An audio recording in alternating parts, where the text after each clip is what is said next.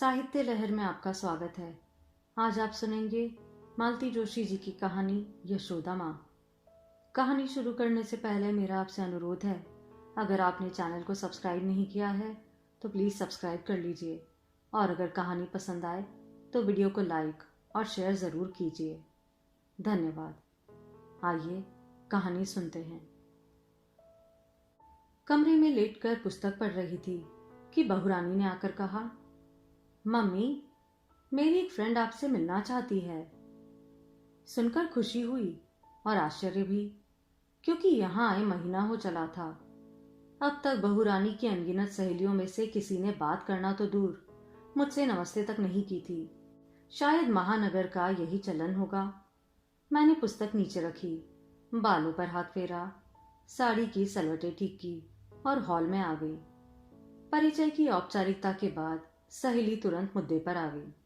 बोली, आंटी जी, भाभी जी बता रही थी कि आप कॉलेज में हिंदी की लेक्चरर थी। मन हुआ उसे बता दूं कि मैं प्रोफेसर थी और पिछले 10 सालों से विभाग अध्यक्ष भी, पर अपने मुंह से यह सब कहना अच्छा नहीं लगा, इसलिए सिर्फ इतना ही कहा, हाँ, हिंदी पढ़ाती थी। तो मेरी बिटिया को थोड़ा गाइड कर देंगी? क्यों नहीं, किस ईयर में है? जी, 8th स्टैंडर्ड में। सुनकर धक्का सा लगा। 30 साल तक कॉलेज में पढ़ाने के बाद 8वीं कक्षा को पढ़ाने का प्रस्ताव बहुत गौरवपूर्ण नहीं था। मैं सोच में पड़ गई। मुझे विचार मग्न देखकर सखी बोली, वो क्या है आंटी जी, बाकी सारे सब्जेक्ट्स तो मैं देख लेती हूँ, पर हिंदी में जरा प्रॉब्लम आती है। मेरी एजुकेशन इंग्लिश मीडियम से हुई है ना, इसलिए। उसकी मीडियम तो पता चल ही रही थी। मैंने भी सोचा कि चलो, बैठे से बेकार भली, कम से कम पढ़ा लिखा जंग तो नहीं खाएगा, इसलिए कहा कि भेज देना, देख लूंगी। दूसरे दिन शाम को स्वीटी जी पुस्तक लेकर उपस्थित हो गई। नमस्ते वमस्ते कुछ नहीं, सीधे पुस्तक खोलकर बैठ गई। ये पोयम प्रिपेयर करना है, मिस ने कहा है, कल टेस्ट लेगी। मैंने देखा, सूर का पत्था, संदेशो देव की सो कहियो, हव तो धाये तिहारे सुत की, मया करन ही रहियो। सूर हमेशा से मेरे प्रिय कवि रहे हैं, और यह पद तो मेरी दृष्टि में वात्सल्य रस का सिरमौर है। इसे हाई स्कूल में भी पढ़ा है, रमा मिश्रा जैसी भावुक अध्यापिका से। कॉलेज में प्रोफेसर निरंजन से पढ़ने का भी सौभाग्य मिला है। दोनों की शैलियां अलग थी, पर दोनों डूब कर पढ़ाते थे। मैंने अपने अध्यापन काल में दोनों शैलियों को समन्वय कर लिया था, और मेरी छात्राएं अभिभूत रहती थी। सामने बैठी इकलौती छात्रा को भी अभिभूत करने का संकल्प लेकर मैंने पढ़ाना शुरू किया। जब मैं यह पंक्ति पढ़ा चुकी कि प्रातः उठत मेरे लाल लड़ैत, माखन रोटी भावे, मैंने सर उठाकर देखा। सामने एक सपाट भाविन चेहरा मुझे घूर रहा था। बेटे, समझ में तो आ रहा है ना? दादी जी, व्हाट इज गोकुल? बेटे, गोकुल एक गांव था जहां श्री कृष्ण बचपन में रहते थे। और मथुरा? मथुरा ब्रजभूमि की राजधानी थी, जहां श्री कृष्ण के मामा और फिर नाना राज करते थे। राजधानी मतलब कैपिटल ना? वहां तो कितनी चीजें मिलती होंगी, pizza, burger, patties, spring roll, चीज पकौड़ा, पेस्ट्री, केक। वहां माखन रोटी जैसी रॉटन चीज कोई क्यों खाएगा? गोकुल तो विलेज था, वहां तो कुछ मिलता ही नहीं होगा। But Mathura was a city ना? मैं आवाक हो उसका मुंह देखने लगी। It was very stupid of Krishna's mother to think that he will steal the rotten thing when he had so much choice before him. Stupid, Krishna's mother stupid. मैं तो भीतर तक सिहर उठी। मैंने मन ही मन मैया को प्रणाम किया और ईसा मसीह के अंदाज में कहा, माता, इस अबोध कन्या को क्षमा कर देना, वह नहीं जानती है कि वह क्या कह रही है। बाद में उसकी माँ से कहा, तुम्हारी बेटी बहुत इंटेलिजेंट है, उसका आईक्यू बहुत जबरदस्त है, हर सब्जेक्ट में टॉप करती है आंटी जी, बस हिंदी जरा टफ जाती है, इसलिए कह रही हूं उसे हिंदी से और हिंदी को उससे बचाए रखना। और यह गुरु शिष्य संवाद पहले दिन ही दम तोड़ गया। उस रात बिस्तर में लेटे लेटे मैं स्वीटी की बातों पर ही गौर कर रही थी। स्टूपिड कहना जरा ज्यादा ही हो गया था, पर वैसे देखा जाए तो उसका तर्क एकदम ठीक था। यशोदा मैया को खुद सोचना चाहिए था कि अब उनका कान्हा ग्वालों का बेटा नहीं रहा, अब वह राजकुमार है, मथुरा के राजमहल में रहता है। वहां 3600 व्यंजन उसके सामने रोज परोसे जाते होंगे, उसके सामने माखन रोटी की क्या बिसात। पर यशोदा के लिए तो उसका लाल वही छोटा सा बबुआ है जो आंगन में ठुमकता चलता है, माखन के लिए मचलता है। वह कभी बड़ा होता ही नहीं है। मुझे लगता है हर औरत के मन में एक यशोदा माँ बैठी होती है जो सोचती है कि उसका लाल कभी बड़ा होगा ही नहीं, हमेशा उसके आंचल से झूलता रहेगा। बहुत पुरानी बात याद आ रही है। एक बार सागर किसी सेमिनार के सिलसिले में जाना हुआ।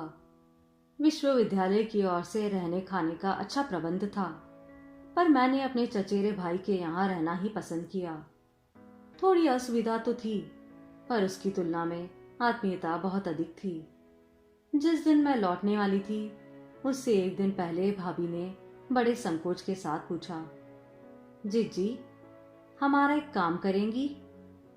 यह भी कोई पूछने की बात है भाभी? हम आपके साथ कुछ बांधे तो लल्ला को पहुंचा देंगी? क्यों नहीं भाभी, हम खुद जाकर दे आएंगे। पर हम आपके लल्ला से बहुत नाराज हैं। जब नया नया एडमिशन हुआ था तो हर हफ्ते आ जाया करता था, अब तो 2 साल से उसने शक्ल ही नहीं दिखाई है। आप तो जानती हो इंजीनियरिंग की पढ़ाई है, टेम नहीं मिला होगा। उन्होंने बेटे की सफाई दी। बस 8 बजे की थी, पर मेरी नींद 5 बजे ही उचट गई। चुपचाप उठकर मैं सामान समेटने लगी, पर भाभी ने पता नहीं कैसे आहट पा ली। चाय लेकर हाजिर हो गई। मुझे इतनी शर्म आई। मेरी खटपट ने आपको भी जगा दिया ना? जागने को तुम्हारी भाभी सोई कहाँ है, रात भर बैठकर बेटे के लिए पकवान बनाती रही है, भैया ने बताया। अरे इतना सारा क्या बना लिया? यूं ही थोड़े से लड्डू वड्डू, वे संकोच से बोली। जाते समय देखा मेरे सामान के साथ एक छोटी सी कनस्तर रखी हुई है। भाभी ये इतने लड्डू भेज रही हैं आप, क्या सारे हॉस्टल में बंटवाएंगी? लड्डू तो नेक से है, बाकी तो पपरियां हैं। पपरियां? मैदे की पापड़ी हमारे यहाँ नौरातों में बनती है, लल्ला को बहुत पसंद है। हर साल तो नौरातों में आ जाते थे, इस साल पढ़ाई के मारे आ नहीं पाए थे। एक छोटा टिफिन मेरे लिए भी था। मैंने घर जाकर देखा, देसी घी के खूब मेवा पड़े बेसन के लड्डू और मैदे की सफेद झग बारीक पापड़ी। इन्हें बेलने और तलने में भाभी ने रात भर लगा दी थी, तो कोई आश्चर्य नहीं था। हॉस्टल का नाम और कमरे का नंबर मैं ले आई थी। दूसरे ही दिन हम दोनों सामान पहुंचाने निकल पड़े। मैंने ब्रजवासी से नमकीन और मीठे के डब्बे भी रास्ते से बंधवा लिए थे। आखिर को बुआ थी मैं, खाली हाथ जाना क्या अच्छा लगता।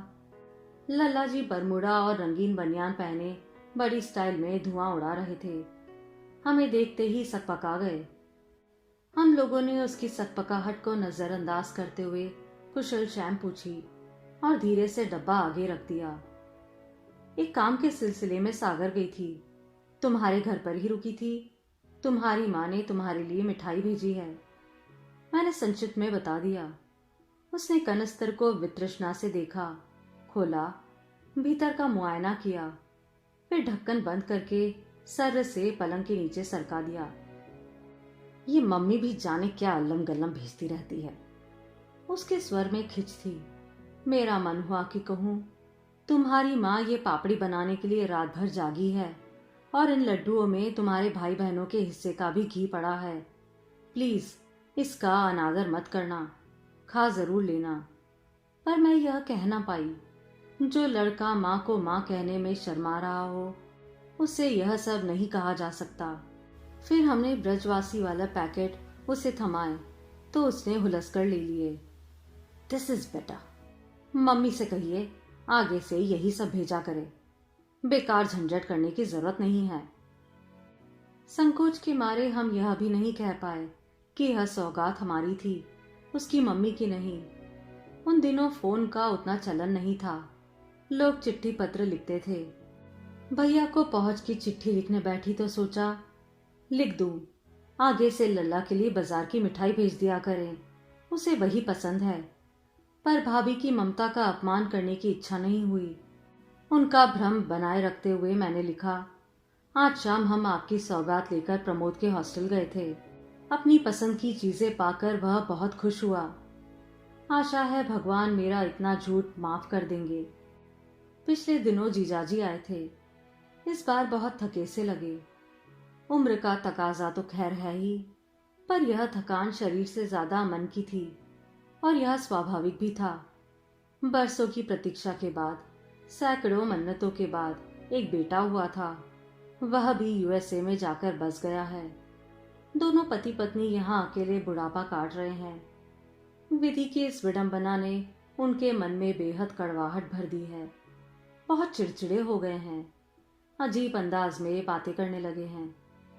मेरी तो समझ में ही नहीं आ रहा था कि आखिर बात भी क्या करूं।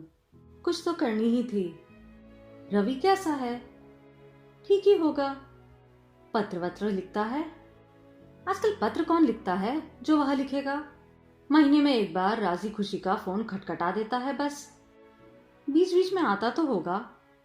हाँ आता है, ससुराल कोई शादी निकलती है तो आता है। अब हमारे यहाँ तो कुछ होने को नहीं है। हम दोनों में से कोई मरेगा तो भले ही आ जाए या ना भी आए क्या पता। लौटने का कोई इरादा नहीं है। वहां जाकर कभी कोई लौटता है? पहले यह बात परलोक जाने वालों के लिए कही जाती थी, अब अमेरिका जाने वालों पर भी लागू हो रही है। मुझे लग रहा था जैसे मैंने बर्रे के छत्ते में हाथ दे दिया। एक भी बात सीधी नहीं पड़ रही थी। मैंने उसी बात को जरा खूबसूरत मोड़ देने की गरज से कहा, मैं तो डर रही थी कि नंदिता जैसी कस्बाई लड़की वहां कैसे एडजस्ट करेगी, पर लगता है वहां उसका खूब मन लग गया है। अरे वह तो मेम से भी बढ़कर मेम हो गई है, देखोगी तो पहचान नहीं पाओगी। हम तो बहुत देखभाल कर ठोक बजाकर लड़की लाए थे कि इसके बहाने लड़का भी घर परिवार से जुड़ा रहेगा, पर उल्टा ही हो गया है। अब अगर रवि आना भी चाहेगा तो ये महारानी आने नहीं देगी। मैंने उन्हें सांत्वना देते हुए कहा, जीजा जी यह नए युग की सौगात है, इसे चाहे हंसकर लीजिए चाहे रोकर। आज से 20-30 साल पहले कोई इक्का दुक्का विदेश जाता था तो उसका बड़ा अजूबा होता था। अब तो हर तीसरे घर से एक व्यक्ति विदेश में है। पहली बार वे मुझसे सहमत हुए। यह बात तुमने एकदम ठीक कही है।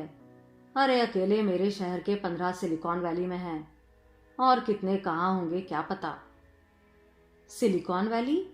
अपना रवि भी वही है ना? फिर तो वहां आना जाना लगा ही रहता होगा। आपके लिए तो बड़ी सुविधा हो गई है, जब मन हुआ बेटे के लिए कुछ भेज सकते हैं। सुविधा है मुसीबत। मैं तो बेकार ढूंढते ढूंढते तंग आ गया हूँ। बेकार कैसे? तुम्हारी दीदी को काम धंधा तो कुछ है नहीं, बैठे बैठे यही पता लगाती रहती है कि कब कौन आ रहा है कब कौन जा रहा है। फिर जुट जाती है अचार मुरब्बा बनाने में। कभी पोते के लिए स्वेटर बुन रही है तो कभी बहू के लिए साड़ी काट रही है। कितनी अच्छी बात है ना, 7 समंदर पार भी बच्चों को माँ की ममता का स्पर्श मिल रहा है। अरे कौन कमबख्त उस स्पर्श के लिए तरस रहा है। जीजा जी एकदम उबल पड़े। उसने मुझसे एक बार क्या कहा था जानती हो? बोला, पापा अब आप जिस के हाथ सामान भेजना बंद कीजिए। एक तो यहाँ दूरियां बहुत है, फिर हम लोग इतने बिजी रहते हैं कि सामान कलेक्ट करना मुश्किल हो जाता है। आप लोग नाहक परेशान होते हैं, यहाँ ज़रूरत की हर चीज़ मिल जाती है। वैसे भी हमारा खाने पीने का अंदाज अब बदल गया है। माँ से कहिएगा बुढ़ापे में आंखों पर ज़्यादा जोर न डाले। वे जो बच्चे के लिए स्वेटर भेजती हैं यहाँ की ठंडी में एकदम बेमानी है। और नंदिनी तो आजकल साड़ी पहनती ही नहीं। अरे वाह, यह लड़का तो बड़ा नाशुक्र निकला। आप दीदी से मना कर दीजिए। जब सामने वाले को कद्र ही नहीं है तो क्यों आंखें फोड़ती है। जानती हो, मैं जिस दिन तुम्हारी दीदी को मना कर दूंगा वह मर जाएगी। वह बेवकूफ औरत इसलिए जिंदा है कि पोते पोतियों की पोतरी सीती रहे, बहू की रसोई के मसाले कूटती रहे, बेटे के लिए मठरी और खुरमे बनाती रहे। मैं आजकल क्या करता हूँ पता है? जब सामान देने जाता हूँ तो उन बच्चों से कह देता हूँ कि अगर तुम्हारा सामान ओवरवेट होता है तो सबसे पहले यह पार्सल उठाकर फेंक देना, हमें बताने की जरूरत नहीं है। और वहां अगर कोई 15 दिन तक सामान लेने ना पहुंचे तो सब खा पीकर खत्म कर देना, जरा भी संकोच मत करना। और क्या कर सकता हूँ बताओ। सुनकर मन कैसा तो हो आया। दीदी के लिए बुरा लगा, थोड़ी खिंच भी हुई। क्या दीदी जानती नहीं कि उनका बेटा दुनिया के सबसे संपन्न देश में बैठा हुआ है? वह उनकी बनाई घरेलू चीजों का मोहताज नहीं है। फिर लगा कि दीदी भी इस बात को जरूर जानती होगी। यह सारा जतन वे बेटे के लिए नहीं, अपने लिए कर रही है। उनके लिए जीने का बहाना है यह। जीजा जी ठीक कहते हैं, जिस दिन यह बहाना नहीं रहेगा वह मर जाएगी। आप सुन रहे थे मालती जोशी जी की कहानी यशोदा माँ।